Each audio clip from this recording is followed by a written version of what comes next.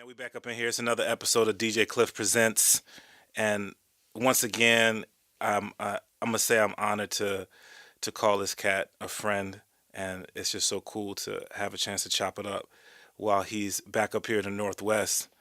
GForce, Yeah. aka Calvin Valentine, Calvy P. aka Calvy P, aka White Jesus. he got so many AKAs. It's just ridiculous. How you doing, brother? Doing great, man. Just enjoying life. No doubt, man. So good to see you back up here. Thank you, man. I know the last time that we talked, I think the last time that we talked in this format, I don't think you had officially made the move yet. I don't think. No, I tried to go. I think I came to you like right before I left. I was like, I need to go to the Klyph show just one more time before I dip out. That's what's up. So Definitely appreciate that. And then it's just been cool to see how you have gone down to LA and.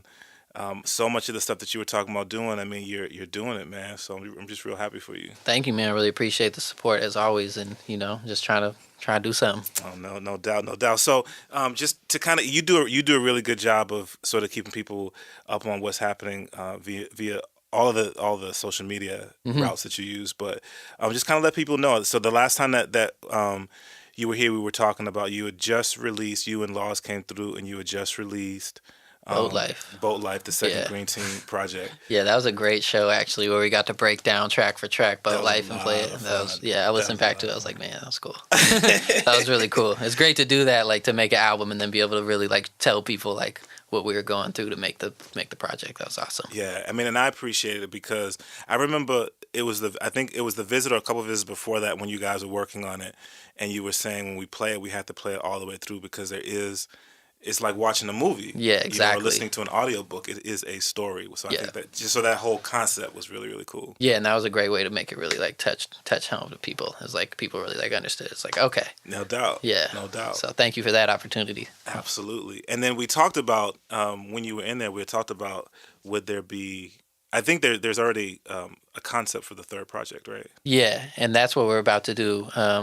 Laz and myself are going to road trip back down to Los Angeles and do the beats for the next project. Okay. And then I'll start writing it. That's what's up. Yeah, we're going to try to do our goal is to do 30 beats while he's down there. Wow. Yeah, so knock out the 10 or 12 that we need for the next Green Team album, and then knock out 20 more just to for whatever, for placements, for selling, for just whatever, just to have more Green Team beats. Because now that he can't just come over to my house whenever, we got to utilize our time. Yeah. Yeah. So. That's what's up, man. Yeah. So you made the move down to California, and I know you sort of, I think you did a really cool thing. You went down and sort of laid some groundwork and made some connects before you actually made the move. Mm-hmm. And we were talking a little bit earlier. I think it's just really cool to see how you went to California and you started working. Yeah. It was really easy to see you started doing shows pretty soon after you moved there. Mm-hmm. And then we could see how you were doing some recording. Just talk about that. Talk about sort of that first 4 or 5 months of being in California, all the stuff that you did. Yeah, well, I was just motivated. I visited LA for 2 weeks, the month before I was going to move, to find my house and everything, with my friend Nima, who I'm living with, and staying at her apartment. I got to kind of get the vibe of LA, and I hit up all the people who I knew who lived there and kind of told them, hey, I'm about to be out here. And so when I finally got there, obviously when I moved to a new city, the first thing I do is set up my studio. So I got the studio set up, and then it was called the homie playing at Asia. I was like, Asia, I'm in town. I'm 20 minutes away. What's up? Went and swooped him up, and we made a track, and it was we're going to have some good vibes now. So, did that, and then had that show with Team Backpack. My homegirl Ashley hooked me up with, and just been networking with people. And then my homies from Houston came into town randomly. It's all just random now that when you live in a place like LA where people go to do things. You got my homies from Houston. They would never come up to Portland to go network and go to parties and stuff. They come to LA, and then I'm like, yo, I'm here. Yeah. And like my homie Fat Tony and Jose are ill-fated. They came into town. I saw it on Instagram that my homie Jose's in town. I'm like, yo, I live in LA. He's like, oh, come with us. All of a sudden, I'm at Huff headquarters getting $1,000 worth of free gear. You know what I mean? Then we go out to Volcom, and I'm getting free gear from Volcom, meeting all the people, meeting the owner of Volcom, and then we go to Revolt TV, and this is all in one day. You know what I mean? And now I'm at Revolt TV and I'm meeting all these people and the internet are performing and it's like, whoa, that's one day in LA. You ain't going to see that up in Oregon ever. That really opened my eyes to like, you know, you got to hustle more to get your name out there, but it's a lot more events to do so and a lot more people to connect with, you know, who are actually, and people who are actually doing things, you know, where in Portland I know everybody who's doing something and we ain't really doing much, which is sad, but hopefully it will change and people are really working hard to do so. And that's not to knock anybody who's done people done really great stuff in Portland. So just for me, it works better being in a place like LA because I'm kind of a homebody. So to be a homebody in a place like Portland where there's not an industry doesn't really work for me. But if I'm a homebody in LA and I just have to go out every once a week or every 2 weeks and those events actually have, you know, legitimate people there, it works out a lot better. That's what's up, man. Yeah, so it's been great. Chopping it up with GForce. One of the other things that I am really anxious to see sort of what comes of it is, you know, we talked, I think I was first introduced to your music. I honestly, I want to say the first stuff that I really started listening to was probably your stuff, the Calvin Valentine stuff that you put out. Okay. And then more the T&E stuff. Mm-hmm. And then when you came on the radio show, the first time that you came on the radio show and started playing beats, you really blew me away because I sort of knew you in one lane. Yeah. And then when I got to see sort of all of the different things that you can do, it was impressive. It was shocking. So I would imagine being in a place like LA where you've got all these different artists who are from all different genres. Mm-hmm. You know, once you get plugged into that, it's almost limitless what you're gonna be able to do. Yeah, exactly. I mean, one day, you know, I'm working on some like grimy sample-based East Coast, you know, or like Mad Lib sounding beats for Asia, and then the next day I'm working on some like pop music to get a placement for, you know, trying to get a placement with like Janelle Monáe or whatever, and then, you know, I'm working on my solo stuff, and, you know, it's just, I've always prided myself on being different and being able to do kind of any genre. Right. Like when people always ask me, like, oh, what kind of beats do you do? I'm like, I just make music. Yeah. Like, you want me to do a reggae song? I can do that. You know, that's what I've always wanted to do, is just to be able to put me in a studio with any artist, and I'm gonna help them make some good music. And for a while, I thought it was a real negative thing. Mm-hmm. You know, especially being around people like Trox, who like, he's got his sound and it's undeniable every time. Yeah. It kind of makes you question your path, you know, because I'm like, man, do I have that sound? But it's like, no, I have that sound, but I can incorporate it everywhere. What's going to be scary is when Trox figures out that he can do that too. When Trox figures out that he can make any kind of music as well, that's going to be a scary, scary time for everybody. There's going to be some great music being made. So that's what's up, man. Yeah. And it's funny, you know, we mentioned Trox. It was so cool to come over. Trox was here, he just left a minute ago. And that's one of the other things that it seems like you have been able to surround yourself with people who are very talented themselves, and sort of create these relationships with people where you are able to support and encourage one another in your art. Yeah. And, you know, with that, what sort of impact do you think that that's made on you as an artist? It's just, you know, you're going to get influenced by everybody's sound. A perfect example is just when I was living in Eugene, you know, I thought I was one of the top producers there. I was like, you know, I'm killing it. Yeah. Like, I'm ill. I got an album with Planet Asia. Like, ooh, I'm killing it right now. I come to Portland. I hear Trox. I hear Flip Flop. I hear Laz. I hear Dave Noddy, Dane, High Res, Devin Who. And I'm like, oh, man, I suck. You know what I mean? I was like, oh, man, I need to step it up. So in that sense, it's like, it's a friendly competition. Right. You know, you get to hear what everybody else is doing and kind of take influences from them and put it onto your music. So it's great to surround yourself with people who are better than you, because that's only going to influence you to be better, which is key, you know. And that's why I don't really collab with many producers, because it's like, you know, if you're not bringing anything to the table that I can't do, it's like, I should just make it myself and we can be cool as homies. Like Dane would always say that. He's like, people get upset when I don't want to collab with them, but I understand what he was getting at. So it's great. And that's what's, you know, that's what I just try to do, is like surround myself with people who are on the same path or doing more, so you can learn from them. Yeah. You know, I learned a lot from just hanging out with Trox, you know, and I'm sure he learned something from me as well. So it's great. That's what's up, man. And here talking to Calvin Valentine, GForce, and it's so Yes, funny, sir. man, because as we're talking, obviously, like we've had, I don't know how many conversations. You throwing out these names, but like if you're not familiar with GForce, first of all, if you're not familiar with GForce, we got to help you get familiar. Hmm. So let them know what's the central spot that they can go to really get to your catalog, because you've got so much stuff out there right now. Yeah, if you go to gravityhits.com, Okay. that links you to, everything from my Facebook to my SoundCloud to Twitter and the Bandcamp. So gravityhits.com will be the place to start. And it's got a lot of music videos, stuff, the track I did with Gumby, Planet Asia stuff, all the TNE stuff. So that's where it's at. And then I gave in to the mainstream and I finally started to use SoundCloud. There it is. So there it is. Everybody was like, what's your SoundCloud? What's your SoundCloud? So I'm like, all right. So I got SoundCloud. So if you go to soundcloud.com/GForceBeats, right now I'm just putting out exclusive R&B remixes. Just to build up the page and kind of get some awareness of the page. So that's where you can find me. And, it's Calvin Valentine, Twitter, Instagram, all that. So Okay. Yeah. I wanted to get into that because you've released, at the time of this recording, you've released 3 remixes so far. Yeah. But talk about that. Like, where did that idea come from? Was it just driven by wanting to put stuff out on your SoundCloud, or was that something you thought about doing prior to? No, I did it in September of 2013. That's when I decided I was like, I'm going to go down to LA and really see if that's where I want to live. Yeah. And so I wanted to go down there with some music. So the week before, I stumbled upon a folder that my brother had sent me of like a bunch of acapellas. Yeah. And I just picked out my favorite ones and I wanted to challenge myself. And I was like, I could do a rap remix project and that'd be easy. Yeah. I could just put rap beats to rap lyrics. I was like, because people were talking a little something then, saying GForce can only do sample-based beats. So I'm like, let me do a whole R&B remix project where I play all my synths, my drums, and like really showcase my skills. And so that was the idea behind it. So I made it in like a week. Just knocked out 10 remixes.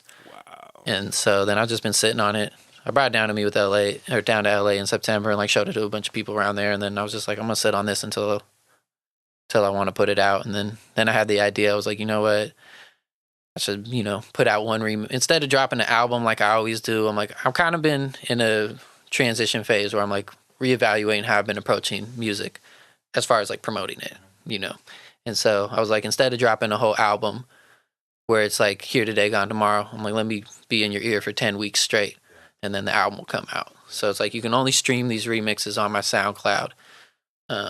And then, so I'm going to drop one every Wednesday. Done 3, I got 7 more to go. And then I'm going to put the project up for free download. That's what's up. So it's just kind of like a new way to try to promote things. Yeah, and it's easier to do that with the remix project than the actual album. Because then it doesn't sound like, oh, he just like made a bunch of songs and threw it out as an album. It's like, no, these are just a bunch of dope remixes. And once you listen to them as a whole, they all go together real nicely. So that's what's up, man. That was the idea around that. And it's titled Where Were You? Because they're a bunch of joints from like my youth. So it's like, where were you when you first heard, Say My Name? Yeah. Or, Usher My Way. Like, where were you when you heard these joints? So that's kind of like the idea behind the project. That's what's up, man.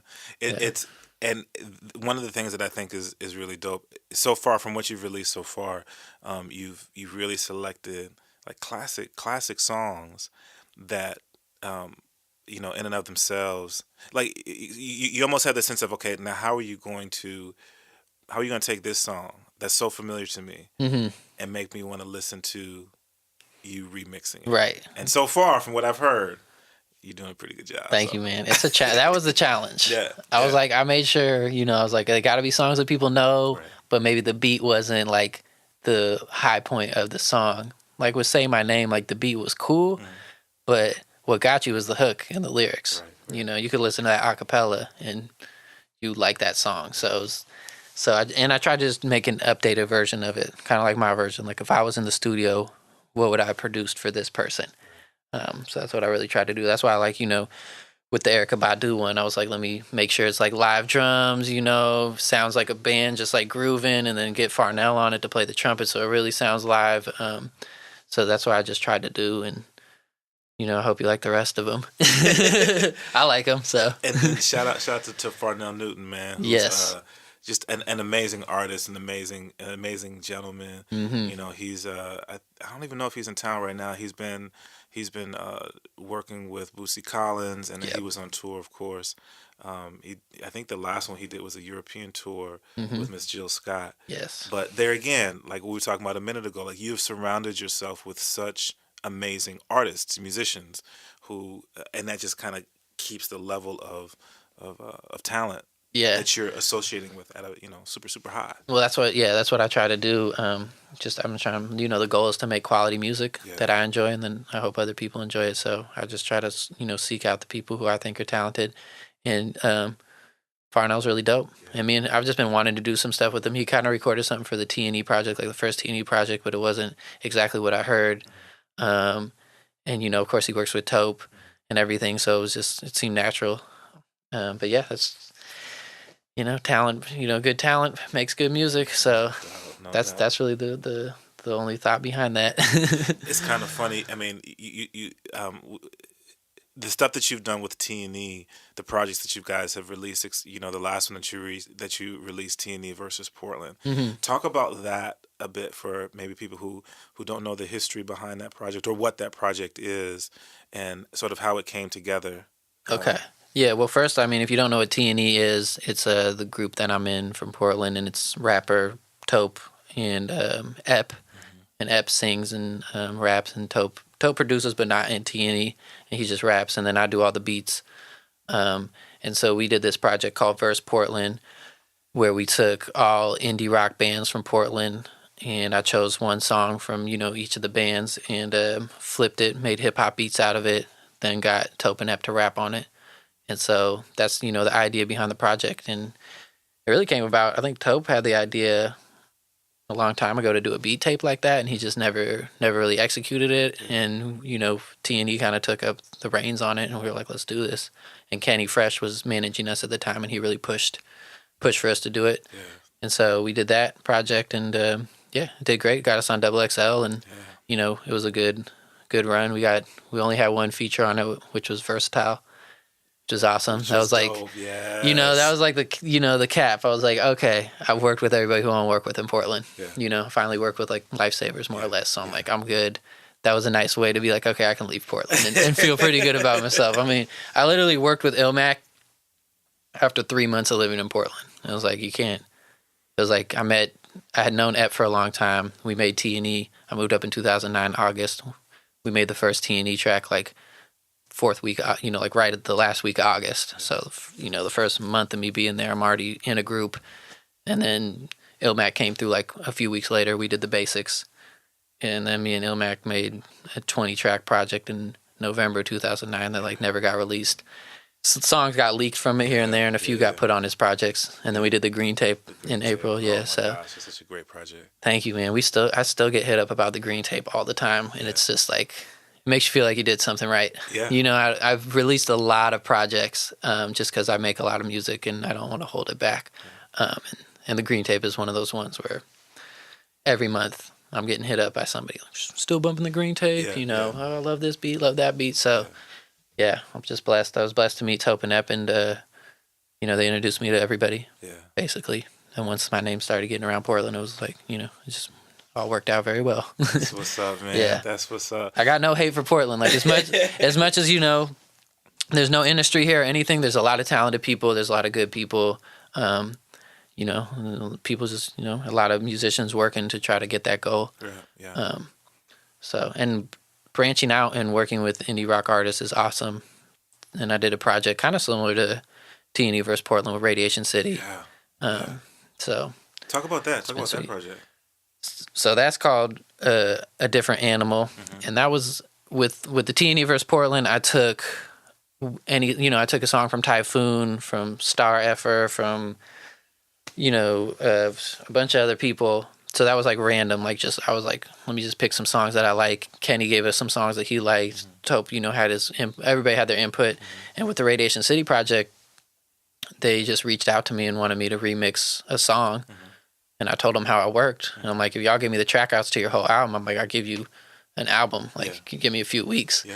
And so I remixed one song and they loved it and they gave me the track out. So that was different because I had the actual track outs. And if you don't know what that means, you have your song and that's one track with all the instruments in it. When you get the track outs, you get the bass line, you get the guitar, you get the drums from the hi-hat, kick, snare, all individually. So you're getting like 30 different tracks for each song. Yeah. So I would take that and chop it up and made an album out of it. Yeah. And that was put out through Tender Loving Empire, which is a label in Portland. Yeah.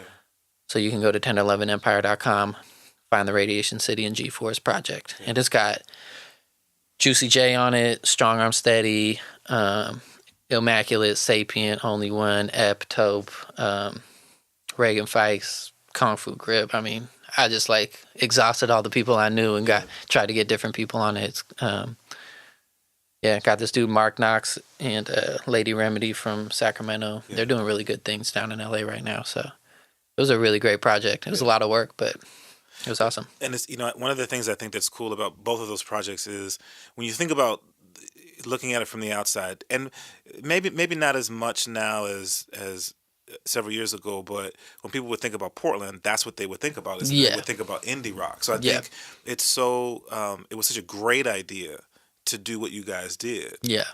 Especially the Versus Portland project, where you tapped into that and then come together and make a project that really does sort of stand on its own when you look at the way that it was received. You look at the reviews of the project. Yeah. So I think that was a really great idea. Yeah, no, it was. Shout out to Taupe and Kenny for really pushing that, because it was great. Yeah. And the album turned out great. Everybody killed it. It really came together well. It was awesome. No doubt. It was like one of those things where it's just awesome. And now a bunch of the indie rock people know who we are. And and it's just cool. I was just over at Radiation City's spot while they were, practicing. And it's just great, Like you're saying, surround yourself with more talented people, and watching them practice. And you're just like, wow, these guys are amazing musicians. So, it's awesome. It's one of the kind of going back, I was mentioning earlier, sort of watching how you went to, when you moved to LA and kind of just immersed yourself in the scene and really started working.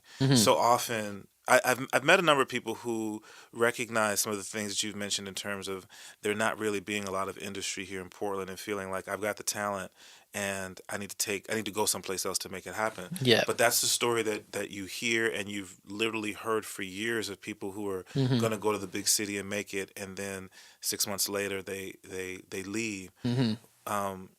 What do you think has why do you think that didn't happen for you? Why do you think that you were able to just go in and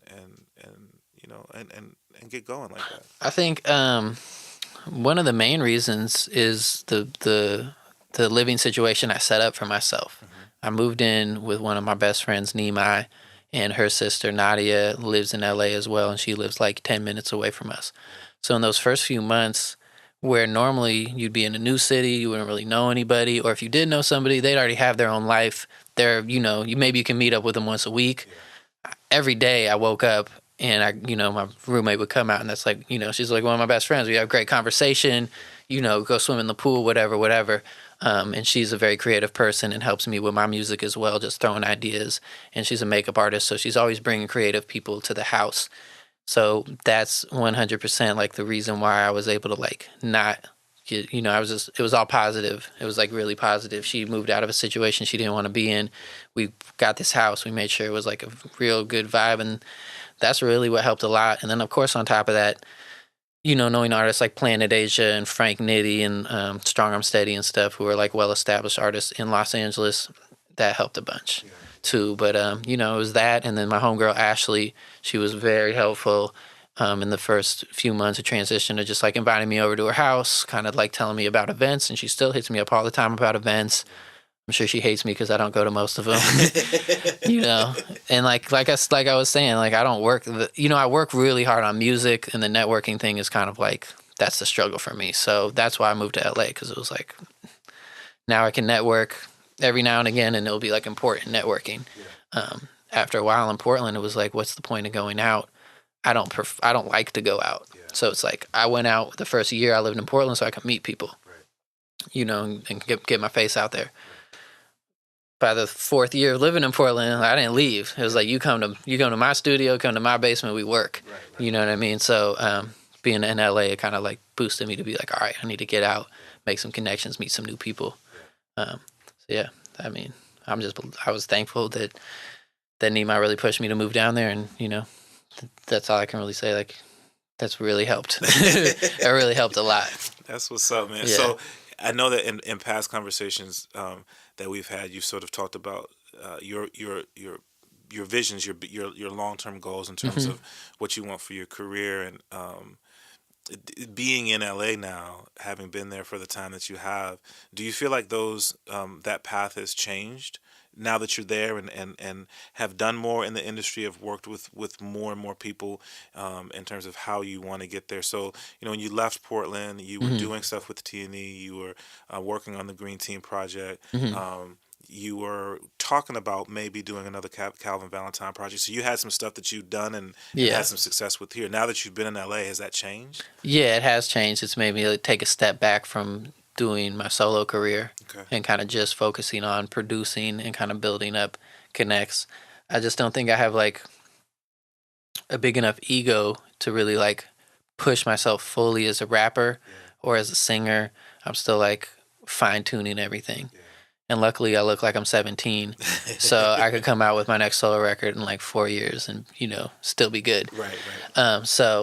Yeah, that has changed. I've definitely been like, let me kind of refocus, see where I fit in the scheme of things. And, like we were saying, it's just like, do I want to be a star or do I want to be chilling?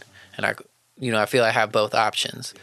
And maybe both of them will come to fruition and it'll be great, or maybe it'll just be doing the background, producing stuff. But I'm kind of happy either way. As long as I'm making good music, I'm getting credit for it and I'm getting paid for it, I'm happy, So that's where I'm at. And I really, at the end of the day, I love making music, So there's always going to be Green Team projects coming out. Yeah. There's always going to be, I'll probably be doing solo stuff. Like, it's easier to do Green Team because it's like, it's Green Team. Right. It's not Calvin Valentine, it's Green Team. Yeah. Like, it's going to be fun. Right. Calvin Valentine, I feel like there's a little more pressure. My pops puts a lot of pressure on me because he loved Red Eye Flights. So he's always like, when's the next Red Eye Flights? Yeah, when's the next Red Eye Flights? Like, I like that, but when's Red Eye? So, like, there's a little pressure, and I like that because, I'm going to make some better music. But I do have solo music made. It's just about going about it right. Yeah. I felt like I put out a lot of product, got, a little bit of buzz off of it, but not as much as I'd like. And so I want to kind of reevaluate how to go about it. And doing the background producing stuff gets you more money, more longevity, and then you can put that money into your career if you choose to do so. So that's what's up. That's kind of where I'm at right now. But I just keep my options open. Yeah. Like you're saying, I'm versatile. I can do any kind of music. So that's where I'm at right now. I'm like, if I have my hand in all these people's careers and one of them pops, then, I'm going to be one step closer. Yeah. And if I'm pushing my career as well and that pops, that's great too. So yeah. That's what's up. It's interesting, man. I was talking to Hanif just recently for his he was kind enough to do an interview with me for the podcast, formerly known as Luck One, and he talked about, because he moved from Portland to New York, and he talked about the artists who were really pushing and working and honing their craft here in Portland, the benefit that they have maybe going to another place, because in Portland you have to do everything. So you have to produce your product, and then you've got to market yourself. You got to print up your flyers. You got to connect with the venues. I mean, there's so much that you have to do. And when you get to the bigger cities, whether it be because people have been there for a little while and so they don't have to do all of those things because they're able to do it for them, just sort of the difference there. Have you, in the time that you've been in LA, have you seen that, where all of the things that you've learned how to do being in this town of Portland will benefit you more there? Or Yeah, definitely. I mean, I'm a completely different artist than I was when I stepped foot into Portland. Yeah. I wasn't doing solo music, I did work with Planet Asia, but that was like the biggest artist I had worked with. I wasn't singing. I was, but I wasn't confident enough to do it. So yeah, definitely Portland. I always said that, and people took it as a negative. But I always said that when I first moved. I said Portland is a stepping stone. I was like, this isn't my final destination. It's a stepping stone, and that's what I use it as. I built with great people, You know, if I never made songs with Immaculate, I would have never gone to Europe. Yeah. You know, if I never worked with T&E, would never have great friends like Jemiah. You know what I mean? And it's like, so it was all building. And then then you come, and then I go to LA, and I'm, you know, older, wiser. I've gone through some personal things in Portland that I was able to like see myself a bit better. Than to go down to LA and be a stronger person is very key. If I would have went down there when I was 23, I would have got eaten up, like you said. I probably would have been back 6 months later and been like, oh, that wasn't for me. Yeah. But, you know, being, you know, just doing things like getting flown to Houston and working with Bun B, it's like, okay, you know, now I'm shooting a video with Bun B, you know, now when I'm in a studio with a bigger artist, you're like, okay, they're just a normal person. I got to chop it up with Bun like I'm talking to you, Right. you know what I mean? And that kind of opens your eyes, like, and it's hard in Portland when you're opening for these artists because you're really not doing anything. You know what I mean? It's like, yeah, you can feel good about it, but you're really not.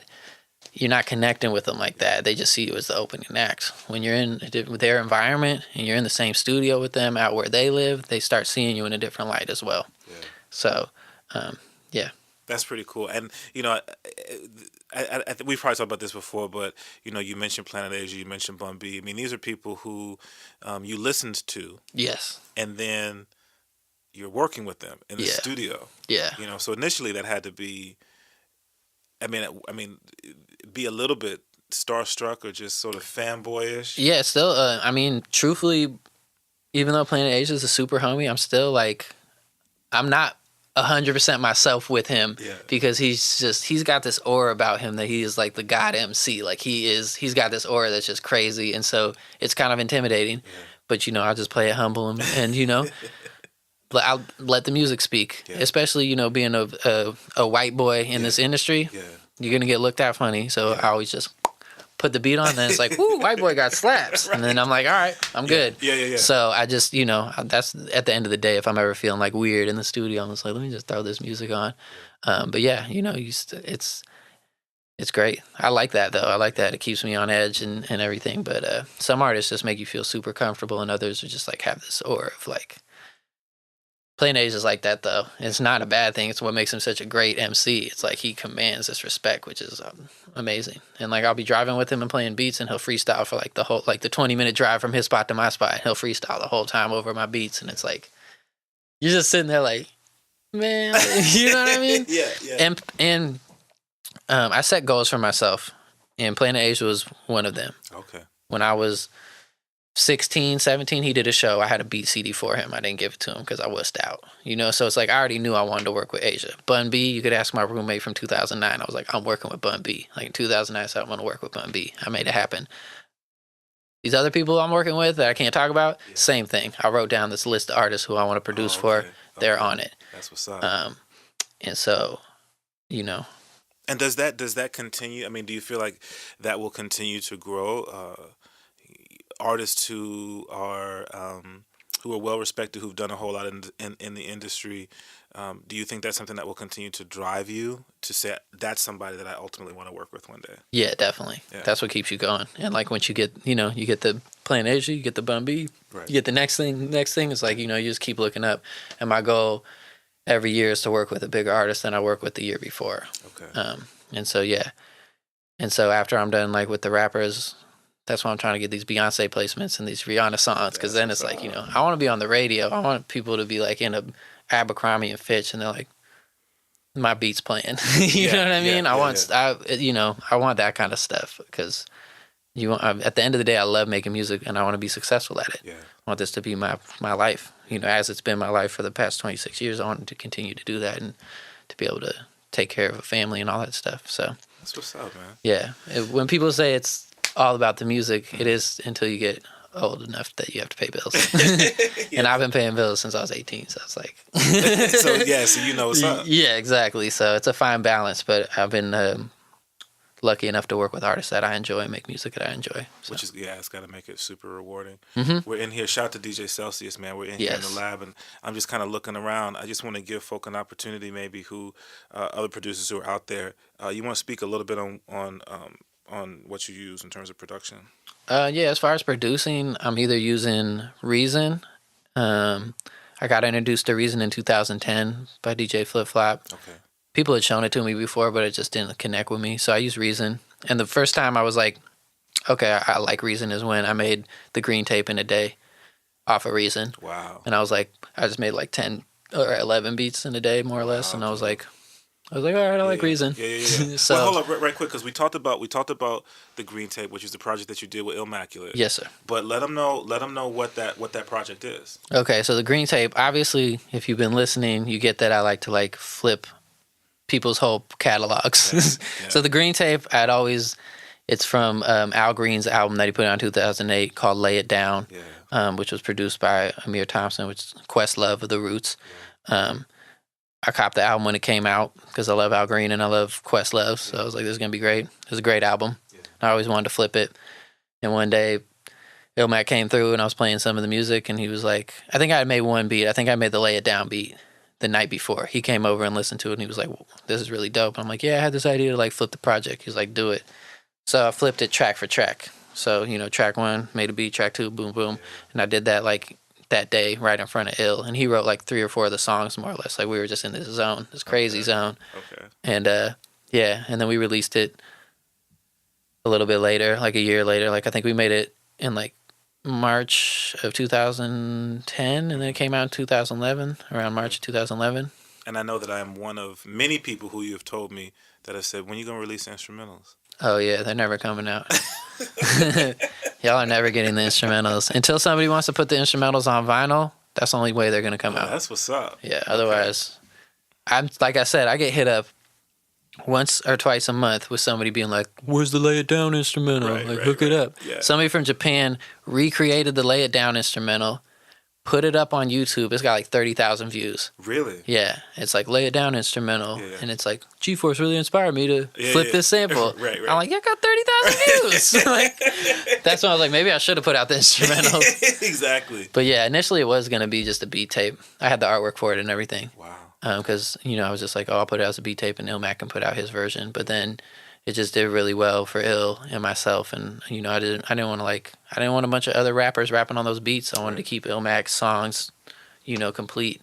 I've never really been a fan of like doing that. But I think maybe the 10-year anniversary. That'd be dope. Something like that. Yeah. Down the line, I might do it. Yeah. But yeah. Okay. So we talked about Reason. I know when you came out to the station one time, you actually brought the MPC. Yeah. Which was dope. Yeah. You did some live stuff in the studio. That was a lot of fun. Yeah, I love using the MPC. So I use the MPC. I've got the MPC 1000. Shout out to DJ Ozrock. Okay. He hooked me up with that on the Oz Love. is the homie, no doubt. Yeah, man, that was really dope of him. He gave me a real good price and everything. And then I got the MPC 2500 limited edition, which is like they only made 500 of them. Oh, wow. And it's like white. It's really dope. So I use that as well. Then I have my synthesizer that I will not mention because it's my go-to piece. Okay. So I don't use any of those sounds, so I'm not going to tell you that. And then I have like the Korg MS-2000B, a sequential 6-track, and I've got like a Glockenspiel. I've got my turntables. So I use all that. And then I've got a drum set, guitar and bass, bunch of records. So that's basically what I use. I like kind of mixing the digital with the analog. So yeah, because I kind of came up. I'm old enough where I came up in the era where it was like you didn't have to have there weren't laptop producers. It was like you get an MPC, you chop your samples, so I'm still kind of like I kind of blend the best of both worlds. Okay. Yeah. Which I think is dope because when Trox was in here, we were talking about this a little bit too. How there are producers who are really creating music for producers to sample, versus sampling straight from a record. Yeah. So it's like it's like a next level of sampling, which I think is actually pretty cool. Yeah, it's awesome. Yeah. It really is because of course, the more hip hop got popular, the more sampling became a big issue, and people got sued. So it's like, well, let's make our own samples then, and so. Yeah, it's great. It's awesome. So Trox has kind of been like encouraging me to do that, and I just made my first one for him today. There you go. In like 10 minutes. I thought it'd be hard, and I was like, wait, this is awesome. Yeah. And he'll probably make a super slap out of it. Yeah. So that's something I'm going to start looking into doing more because I sit around and play keys all the time and don't record it, and it's like I might as well. Yeah. And Jake One and this dude G Coop really kind of like popularized that concept. Yeah. And Jake One was known for like buying the masters of tracks. So he'd have the track outs of like Rick James, Mary Jane. Yeah. And now he'd own that master. And so anytime somebody sampled that, they got to pay Jake One. Wow. I didn't realize that. And so he did that. And then he also like, worked his magic and got some track outs and stuff. And then you're just taking a string line from, some Isaac Hayes song, and you're taking a drum break from this song. And now it's harder to decipher who you sampled it from. Right. Because who's really going to be like, oh man, that's that string that's buried under the horn. Yeah. In Hot Buttered Soul. It's like, no, you're not going to know that. Right. So it's just kind of like they've forced us to get trickier and trickier with sampling. And that was the beauty of doing the Radiation City project, is I'm making beats that sound like sample beats, but it's all clear because I'm working with the band. Right. So that was an awesome experience. Same with kind of the T&E versus Portland. It's like we've got these songs cleared through the bands or whatever. Yeah. That one was a little trickier because it was like we can't really make money because there's so many people to pay. But with the Radiation City, they get us cut, I get a cut, the label gets a cut. It makes it easier. Yeah, so that's also something I'm going to start getting into. Yeah. Because it's like, shoot, if I can get Trox a sample and he can get one of his famous rap 50 Cent on it, and I may play the keys on it, and I'm getting paid too, you know what I mean? So, you just have to look for other ways to fund yourself, more or less. There's a lot of different ways to make money than there used to be. And has being in LA taught you more of that, or has that just been sort of things you've picked up along the way, even your time here in Portland? Yeah, I mean, it's a little bit of both. Definitely being in LA, you see the other side of like the behind the scenes work, the getting placements. When you're at a certain age, you think Beyonce writes all her songs and one producer makes the beat, and she gets in the studio with this one producer and they craft this hit, and that's not how it is. There's a team of producers who are making this one beat. There's a team of writers who are writing the song. Beyonce hears the reference song and goes, yeah, I'd like to sing that. Yeah. So seeing the people who actually do that, you're like, they don't got a million followers on Twitter. They don't got any of this, but they're driving nice cars. They're in the nice studios. They're really doing it. And so that definitely opened my eyes to like, oh, there's a whole different lane of getting it. I don't have, like I was saying, it's like, there's people out there who got 200 followers on Twitter and they're making their platinum records that you'd love to sing, but you just don't know about them. It's so crazy, man. I mean, to just peel back the curtain, because you don't think that. I mean, you think that, like you said, there's one producer and there's one artist. One artist. Yeah, you hear Timbaland made the beat, and you're like, yeah, Timbaland made the beat. And you're like, no, Timbaland's got 5 ghost producers. Timbaland might not have been in the room. He might have just came in and been like, yo, look how that's sounding. Oh, here, do this, do that, do that. Boom. Now your beat's, better. So that was like a whole, I knew it, but to be behind and see it, you're like, oh, okay. So kind of on that same level, then, being the time that you've been in LA, what's the biggest thing that you've seen in LA that you didn't expect? Like the biggest surprise, good or bad, just to be like, oh, I had no idea, or that is not what I anticipated that it would be, or like, again, sort of pulling back the curtain, or the lifestyle, the music, the industry, or just just living in LA. I think the biggest thing was realizing that all these people who we look at as gigantic artists are just everyday people, and you'll run into them anywhere. Just the same way as you can go out to an event in Portland and we know everybody. Yeah. They do that in LA, but it's like Mayor Hawthorne, Peanut Butter Wolf, Dame Funk, Snoop Dogg. They all know, it's like, it's all these people who are big and they know each other. So when you go out to these events, like a perfect example is I'm standing in Low End Theory and I'm watching somebody perform and I'm like, vibe into the music, and I turn around to see the crowd and who's standing behind me but Taz Arnold. You know what I mean? I'm like, Taz Arnold is standing behind me. Yeah. Flash to like, a few weeks later, I'm in his studio just because my homie knows him. And I'm in Taz Arnold's studio. Come to find out, Taz Arnold's got a platinum plaque for Chronic 2001 because Hitman was his artist. Wow. We don't know these things. And I'm like, wait, Hitman was your artist? He's like, yeah. He's like, look at the platinum plaque. Right. Yeah. And this fool didn't have the platinum plaque on his wall. Yeah. He had it in the corner with something over it. And I happened to just be like rummaging through his stuff and saw it, and I was like, what? Yeah. So things like that where you're just, I went to an event called Funkmosphere that Dame Funk throws, and I'm like, oh, I'll just go to it with my homegirl, whatever. Get there, Mayor Hawthorne's just chilling, say what up to him. Dame Funk's obviously there, Peanut Butter Wolf, J-Rock. He's like, what? Everybody's here, Akil from Jurassic 5's outside. You know, it's just like everybody who are big artists. You know, a lot of them just live down there and they just go out to events like we would. But now it's, you know, instead of all my Portland homies, it's like a bunch of these big artists who I can kind of come up and talk to and you know, it's like you don't go up to them and hand them your demo disc anymore. You just kind of say what up, and then the next event they might see you again.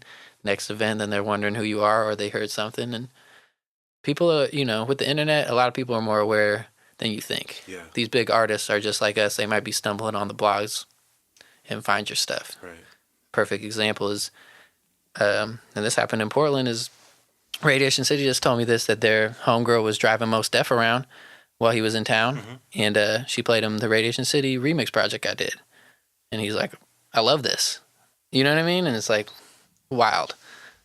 Wow. Yeah. And now I'm like, oh, so Mos Def's heard my music. Who would have thought that? Wow. You know? So, and that happened in Portland, but, you know, things like that can happen in LA very easily as well. Right. Just because there's more opportunities for that to happen. Yeah. And people, you know, exactly. So that kind of like opened my eyes, like, wow, I need to be here, because I can just go out to the grocery store and I saw Newman from Seinfeld. You know what I mean? I'm like, hey, it's Newman, bro. You know, and it's like, obviously he's not gonna make or break my music career, right. But he's living in the same neighborhood I am, kind of more, well, you know, shopping at the same Target or whatever. So that was pretty eye opening. I mean, you hear about it, but when you're really there and you're like, oh, that's that dude, there's that guy. Oh, I've seen him in a movie. It's like, oh, you know. Craziest thing that you've experienced since you've moved to LA? I think the craziest thing was that day I was talking about, where we went to Huff, we went to Revolt, then we went to Taz Arnold's studio that night, and it was like, wow, you know. And shout out to Fat Tony.